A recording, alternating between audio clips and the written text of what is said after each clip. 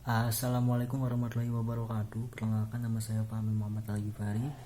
Saya dari semester 6 jurusan Manajemen Dakwah. NIM saya 4302018051. Kali ini saya akan menjawab soal ujian akhir semester untuk mata kuliah Manajemen Wisata Keagamaan kelas B. Yang pertama, dalam aspek penawaran wisata dan perwujudan tentunya akan ada dampak.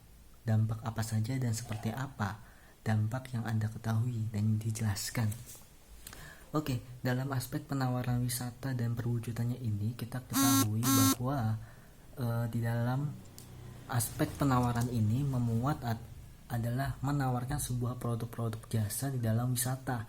Sepertinya ada itu bagaimana produk kita dipasarkan atau transportasi darat dan bagaimana terkait infrastrukturnya di dalam penawaran wisata tersebut. Jadi dampak yang dirasakan adalah konsumen itu mengetahui bagaimana di dalam sebuah wisata itu apa saja di dalamnya yang akan dinikmati oleh berbagai wisatawan, seperti itu. Yang kedua, pariwisata religi telah semakin disadari sebagai pemicu pertumbuhan ekonomi dan peluang perluasan lapangan kerja di berbagai negara berkembang dan dijelaskan.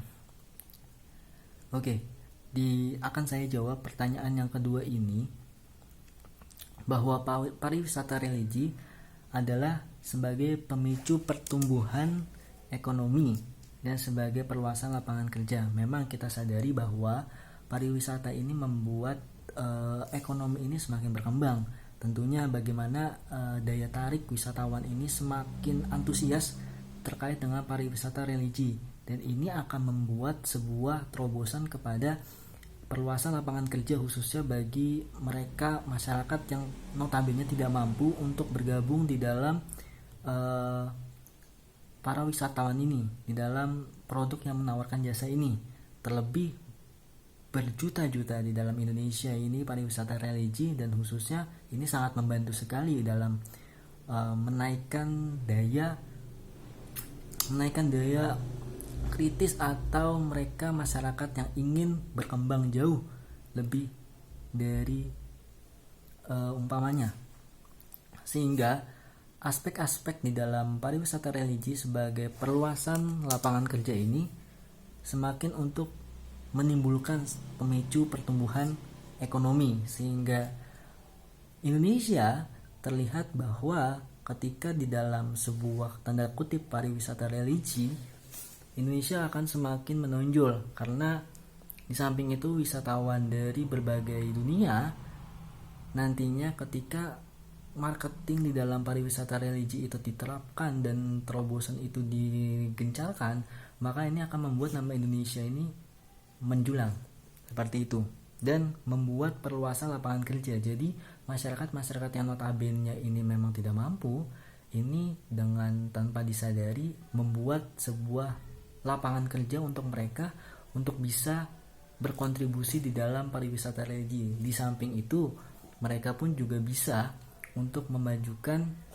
kalangan-kalangan minat-minat wisatawan dari kalangan internasional maupun dalam daerah, seperti itu.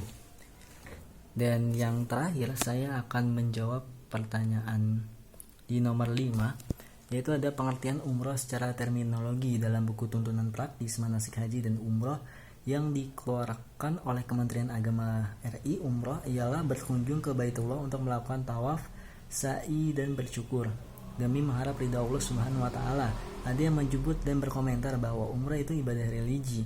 Apa pendapat Anda tentang pernyataan tersebut dan dijelaskan? Oke, saya akan menjawab bahwa sejatinya bahwa hakikat umroh secara terminologi benar dikatakan bahwa ialah berkunjung ke Baitullah, dan ketika statement-statement ini di dalam nomor 5 ini sudah dikemukakan, maka akan saya sepakat dengan pernyataan ini, karena memang sejatinya bahwa umroh ini adalah berkunjung ke Baitullah untuk melakukan tawaf, sa'i dan bersyukur demi mengharapkan ridha Allah. Adapun yang menyebutkan bahwa umroh itu ibadah religi, yes, benar.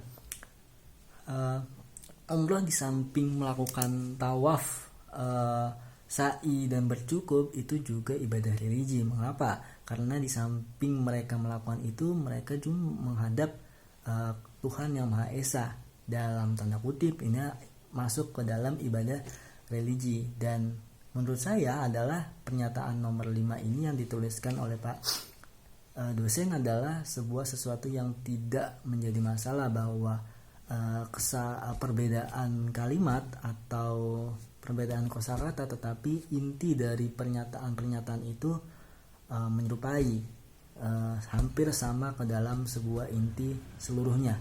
Gitu aja. Terima kasih.